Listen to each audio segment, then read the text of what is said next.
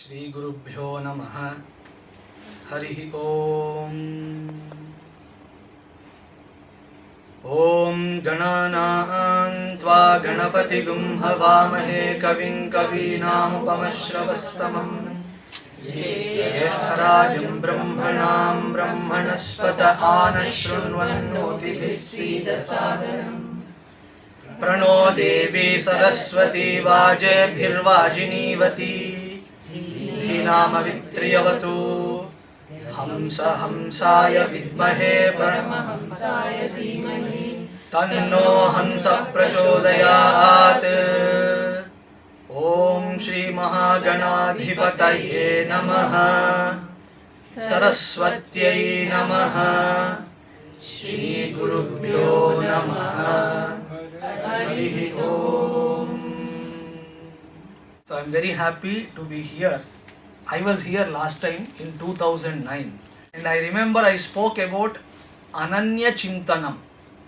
Ananyas Chintayanto Mam Ye Janaha Paryupasate Tesham Nityabhiyuktanam LIC, Life Insurance Corporation of India.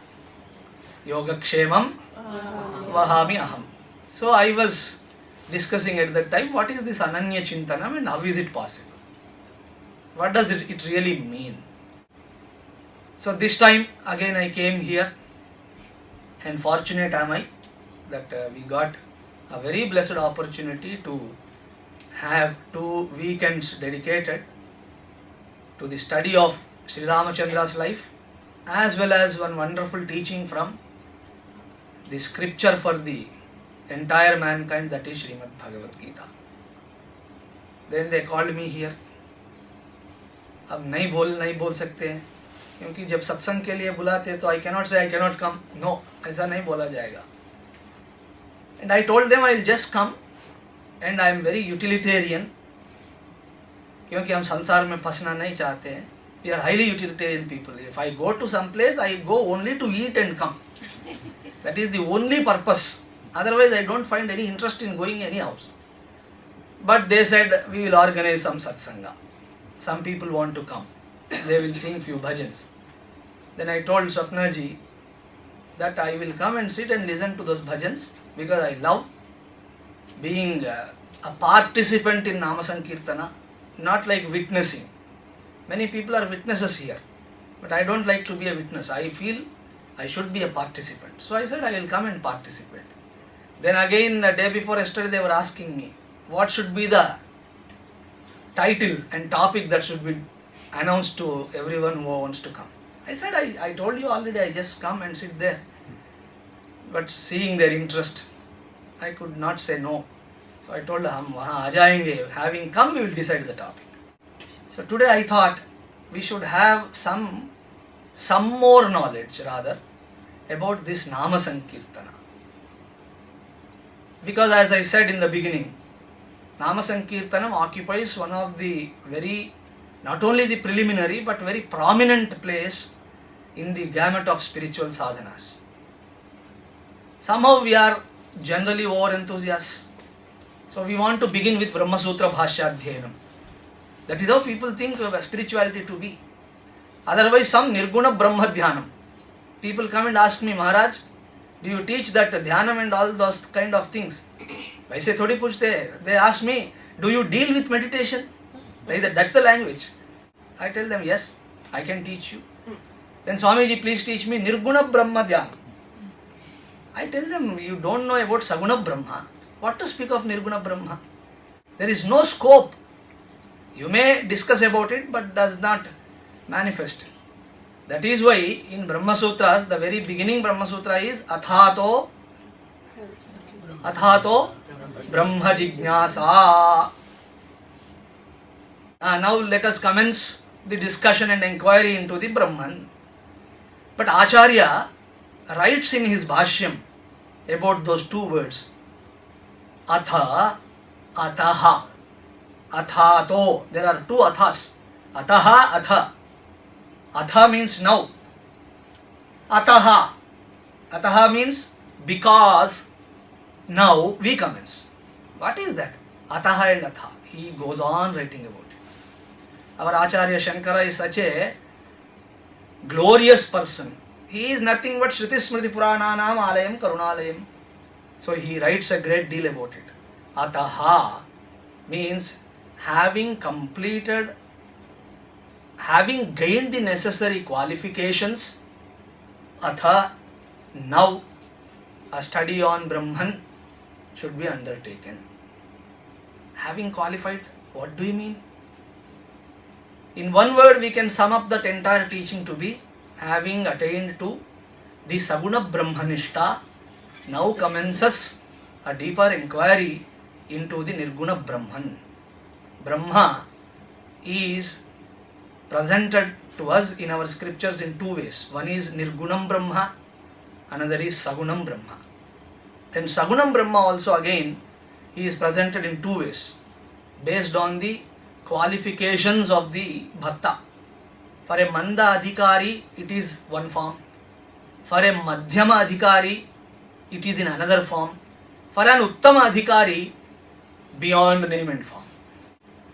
So when we chant some stanza from Upanishad, Nantaf Prajnam, Na Bahif Prajnam, No Bhayataf Prajnam, Na Prajnanaganam, Na Prajnam, Na Prajnam, Adrushtam Avyavaharyam, Agrahyam Alaksham, Alakshanam, Ekatma Pratyasaram, Avyapadesham, Achintyam, etc. That is for a Uttama Adhikari. Otherwise, other people cannot understand that. The non-qualified person, if we are talking to him in this language, it will sound meaningless. Even we chant Purnamadah Purnamidam Purnat Purnamudachyate. Thank God we don't know the meaning. Otherwise, it is just meaningless for most of us. Adaha Purnam Idamapi Purnam. That is infinite and this is also infinite. How can there be two infinites possible? Any mathematics fellow won't agree to that. Because either that has to be infinite or this has to be. And there is no two infinites. Rendu Purnalu Kudra Telugu vallu illalo tappa. Because Telugu people, they cook some delicacy called Purnam. I don't know, Tamilians also cook that. Purnat Purnam Udachyate. From that Purnam came this Purnam. This Purnam having come, that Purnam still remains Purnam. What is this language? This is the very opening Shanti Patha in Ishavasya Upanishad. Similarly, in Keno Upanishad, we have one more mantra. Highly confusing. Naham manye suvedeti, nona vedeti vedacha. I think I don't know about it. That does not mean I don't know. I know it also. Vijnatam avijanatam avijnatam vijanatam. It is known to the one to whom it is unknown. It is unknown to the one to whom it is well known. क्या समझ में आया बताइए? This is the language employed by Shastra not for the Madhyama or Manda Adhikari. It is for a Uttama Adhikari. Because for a Uttama Adhikari who gained this status called Saguna Brahmanishta, all this makes sense. Because this language is not a simple language, it is an indicative language. The language which is hinting at something. And altogether different kind of methodology is required to unfold the teaching of this language. So Shastras very clearly say that you should not aspire to reach to this overnight. Instead, one should really qualify well, perfectly with the help of Saguna Brahma. And what is Saguna Brahmanishta? How can that be achieved? That is called Bhakti, Ishvara Bhakti. And what is Nirguna Brahmanishta? That is Atma Jnana. These are the very important words, I think, which can sum up entire philosophy, which can contain entire philosophy. Ishvara Bhakti and Atma Jnana. We don't use like this, Atma Bhakti and Ishvara Jnana. It is not possible.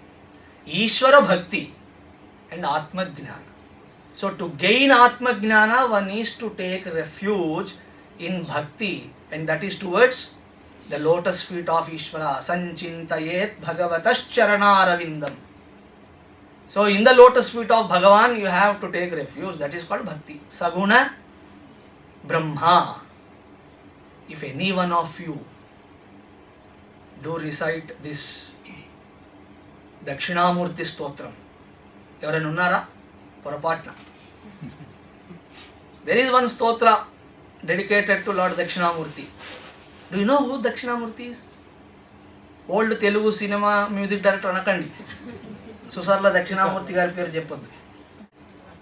There is one form of Parameshwara which is seen seated under a Vata Vitapi Samipe Bhumi Bhage Nishanam, under one Vatavriksha, and there are 4 saints waiting for Dakshinamurti to teach, and we have so many beautiful prayers, and Shankara writes 8 stanzas depicting the glory of Dakshinamurti, at the same time the message of Vedanta, known as Dakshinamurti Stotram. For that, Sri Sureshwaracharya writes one series of Dhyana shlokas. In that he says, Chitram Vatataror Mule Vruddha Sishya Gurur Yuva Gurostu Maunam Vyakhyanam Sishyastu Chinna Samshayaha Maunavyakhya Prakatita Parabrahma Tattvam Yuvanam Varasishtante Vasadrishiganai Avrutam Brahmanishtai. Here the question is, these people have come to the lotus feet of the Lord Dakshinamurti for the want of Atmajnana, Brahmajnana, and Dakshinamurti has taught them with some mauna, etc. Whatever it is, I don't want to go deep into that subject now. Whether it was in silence he communicated or what I don't know. Because if I go into that, it will take days and days to explain all that. But people think in silence Lord Dakshinamurti has communicated. But that maunam is not silence. That maunam is a technical word. So here the most important point is the Sishyas, Sanakadi Rishis, Sanaka, Sanandana, Sanat Kumara, Sanasudata. So these Rishis are already Brahmanishtas. Brahmanishtaihi. So if they are already Brahmanishta, then what is the need to teach them? अब ब्रह्मनिष्ठ होने के बाद में भी अगर कुछ ज्ञान सीखना है तो कहाँ का ब्रह्मनिष्ठ होता है? For what purpose it is? There we need lot of attention. The word needs to be prefixed with something known as Saguna Brahmanishtaihi. So all these Sanakadi Rishis went to Lord Dakshinamurti for the want of some knowledge, which is the terminator of samsara, which is the full stop of samsara, samsara bhaya nivaranaya. So for the sake of the removal of the fear of samsara, they have gone to Dakshinamurti. And how they go there? Not just like that, well qualified they have gone there. And what is that qualification? Saguna Brahma Nishtaihi. Their hearts are completely established in Saguna Ishvara. That Saguna Ishvara has been presented with many names, many forms for a Manda Adhikari. So not one, not two. Even in our Rigveda, the sanction is there. Ekam Sat Vipraha Bahuda Vadanti. This comes in the Karma Kanda of Veda, not even Jnana Kanda. Karma Kanda portion where diversity is accepted, there also the teaching is, though we worship different Vedic deities with the names Agni, Yama, Mitra, Varuna, Indra, Surya, etc., Ekam Sat, all this is actually one. Vipraha, the knowers of the Veda, they present to us this oneness in different names and forms. For what? To create a confusion? No. Then why one God, rather only God, has been presented in our scriptures as so many? That is the reason why when people of other religions, they read our books, they get confused. For them, Hindus are polytheistic people. They won't accept if you say that we worship one God. Because in our temples we have many gods. In our books we have many gods. And every day one God is there. Monday you have Shiva, Tuesday you have Anjaneya, Wednesday you have somebody else, so many gods. And Nitya Naimittika Rupena you have so many to count. So no one can appreciate this teaching if you say we worship only one God. They say so many gods. Polytheism? No. We don't have polytheism. That's why in one lecture I told. So somebody organized a lecture about the God, etc. Then someone told, some religious person told, we worship the one God. Then I told them we worship only God. Not even one God. Because if I say one God, I should provide him some locality also now. Like my God is in Vaikuntha, my God is in Kailasa, my God is in Bhadrachalam, my God is in Tirumala, my God is in Srirangam. Like that you have to provide some locality also. And moment you have localized him, he is no better than your uncle who is in Qatar. Understand? Hey, where is your uncle? My uncle is in Qatar. Where is your nephew? He is in United States. Where is your auntie? She is in Canada. Where is your another friend? He is in some other country. And where is your God? He is also locally unavailable. So moment you localize him, this is the problem. So I told them we don't worship one God, we worship the God. That's it. That is the reason we don't require big idols and all that. If you come to our Kerala, you can just see, light a lamp and do the worship. That's enough. You don't require a murti also. Even in Telugu people also do the same thing. Because Telugu వాళ్ళు కూడా అలాగే చేస్తారు. Now you are doing some Satyanarayana Vratam, the priest comes and tells you that now Adau Nirvighna Parisamaptyartham Mahaganapati Pujam Karishye. Arey Ganapati ji kahan hai? Then you run to your kitchen and somehow you locate that haldi ka dabba and bring some pasupu and put some water and make one. Ganapati. Do you make Ganapati? No? Some mount. Ante. Dantlo Ganapati ekkada undi kada. Urke you make something, that's it. And Asmin Haridra Bimbe Mahaganapatim Avahayami, Sthapayami, Pujayami. All Shodasa Upachara Puja you can do. Is it right or not? Why you can do that? How you are given such access? Because you are worshipping the God who is everywhere. Then why do I require some temple, ritual, idol and this, at least Haridra Bimbam? Because I am so Manda Adhikari. My qualification is not that up to the best, so I cannot recognize the presence of Ishvara. In fact, Ishvara is a presence. Ishvara is not a person. It is a presence. So for such Manda Adhikaris, Ishvara has been presented with different names, different forms, to be invoked in different occasions, so that it can suit every person. So that is Saguna Brahmanishta 1. And once we are good in our Ishta Devata Radhanam, etc., then the same Shastra will provide to you the second stage of Saguna Brahmanishta, called Aneka Rupa Ishvara. The same Ishvara whom you are worshipping in one given form. Suppose one Shiva Rupa, in Shiva Linga you worship. And same Shiva suddenly becomes, after some time of your worship, suddenly becomes a Vishwamurti. And what is your Shiva Linga? You bring some Narmada Shiva Lingam or Narmada Banam or whatever. You put in your puja room and do worship and all that. But when you are to contemplate on that Shiva Linga before that Archana, Abhisheka, you have one Dhyana Shloka. Therein you are chanting a prayer. In that prayer, your Shivalinga is not visualized to be some Shivalinga here in some plate or some Panavattam and you are going to do Abhishekam. No, it is not visualized in that way. Then, Apatalana Bhastalanta Bhuvana Brahmandama Vispurate Jyotisphatika Linga Mauli Vilasat Purnenduvanta Amrutaihi Astokaplutamekamishamanisham Rudranuvakanjapan Dhyaye Dipsita Siddhaye Dhruvapadam Viprobhishinche Shivam. I worship that Shiva. Where is he? Apatala. Beginning from Patala Loka up to Nabhastalanta, up to the highest Loka possible. Who is Sarvavyapi Ishanam. So I worship not this particular Shivalinga. I am offering my prayers I am doing this Abhisheka to that Shiva, Apatala Nabhastalanta Bhuvana Brahmandama Vispurate, Jyotisphatika Lingam, whose Mauli, matted locks are adorned with Chandra.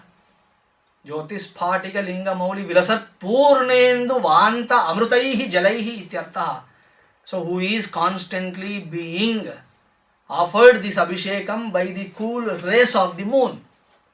To that Mahashiva, I am offering my prayer.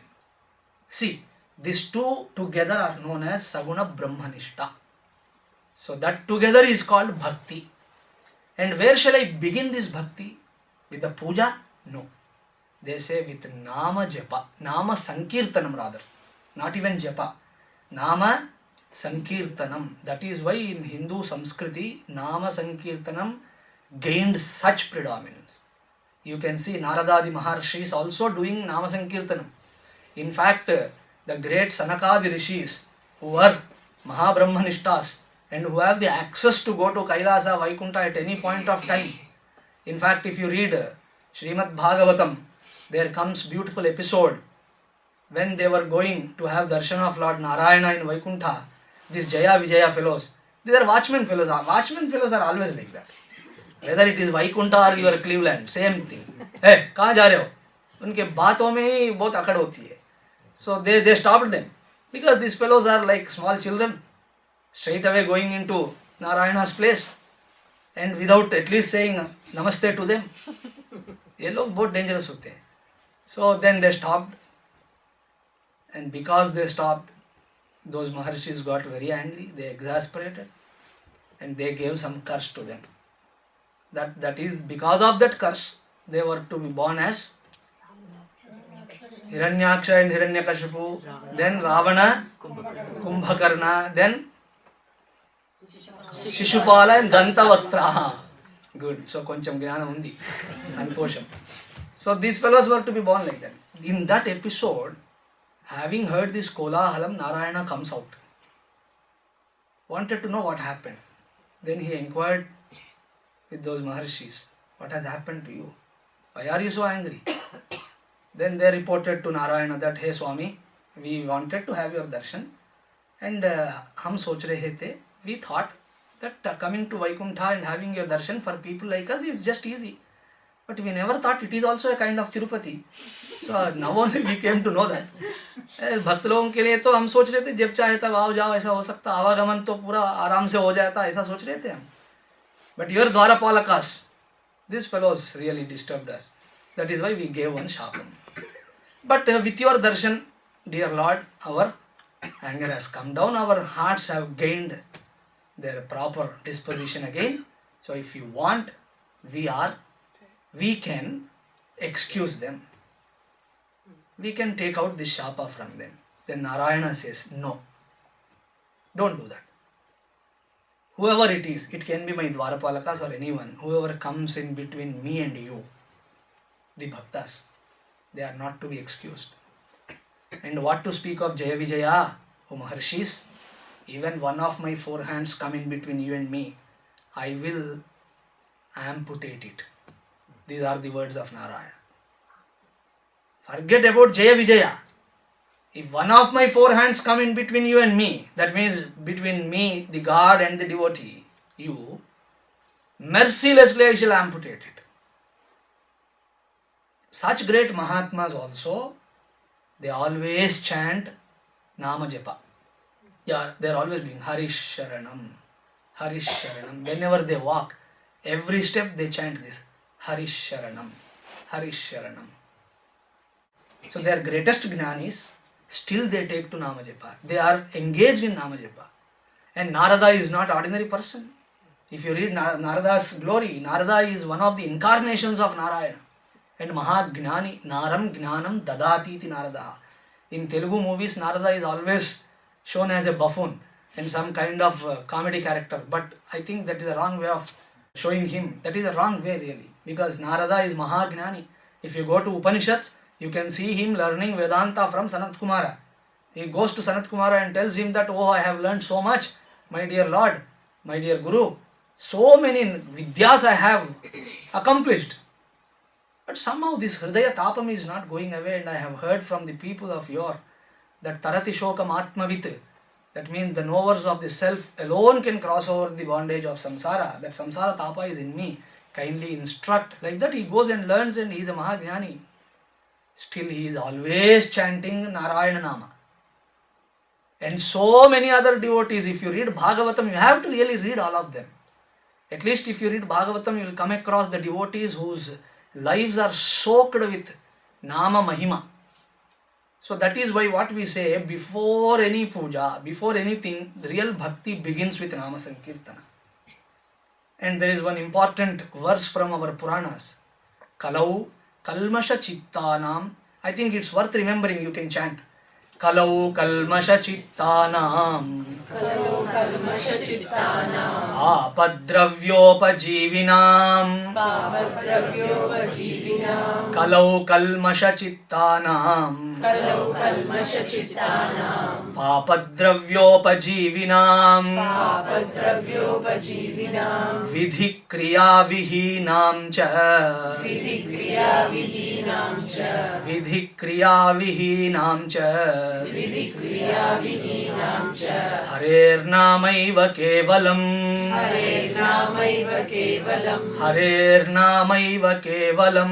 Harernamaiva kevalam. So this Kali Yuga is characterized by few wonderful qualities which are really fraught in our bosom.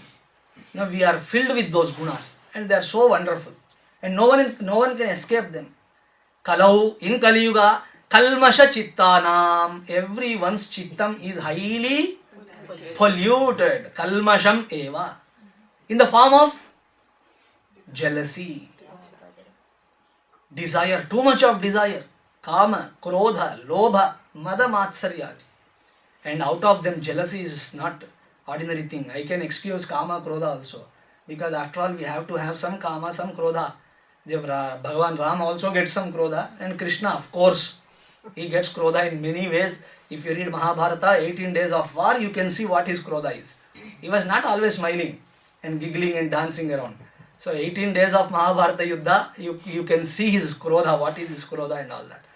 So krodha is also okay, but jealousy is something which is unpardonable. That we have. I saw one mother, she was not very happy on the day of the results of the child.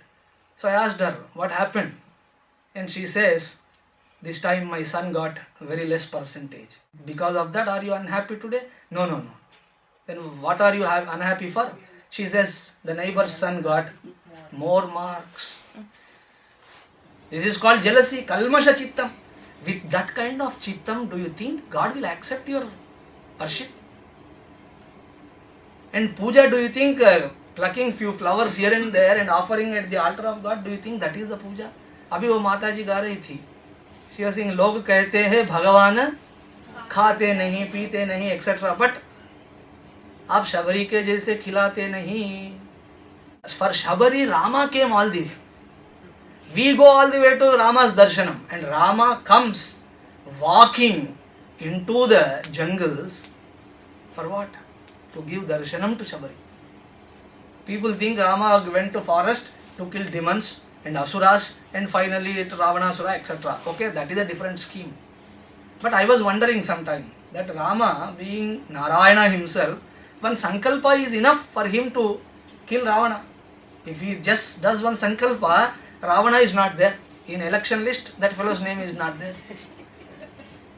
For that purpose, do you think Rama has to come all the way to forest and all this drama? No. It is to give darshan to Shabari. Why Maharaj? He can call Shabari to his palace and give darshan. No. Shabari won't come. Because Shabari's guru, Matanga Rishi, told her that आप यहीं रह के सेवा करते रहो, be here and do some seva to ashrama and do some puja to guru and shastra and whoever Mahatmas come here, and one day God himself comes here and gives you darshan. That's it. That is Guru Vakya Nishtha. She had such commitment in the words of her guru, and she was doing that seva also. And her ashram was on the top of one small hillock, and every day she prepares all the way from down to the top and brings all the flowers and puts on the path. And her guru died at least 20 years over. Some say 1000 years also. Some say 10 years, some say 1000 years, 100 years, whatever. 10 years is minimum. If I were to be there, if I am there in the place of Shabari, moment Guruji is gone, I would have outsourced the work. Is it not right? अरे किसी को दे दो, आप काम करो, जब राम जी आएंगे हमें बुलाओ. Like that. But she, because of that Guru Vakya, Nishtha and Bhakti, she did not move from that place, and every day same Shraddha. And always chanting Narayana, Narayana, Narayana, Narayana. That's it. And Rama comes all the way. She offers him some wild berries and all that. And that too, झूठा एंगिली पल्लू. चलो आपको एक question देंगे.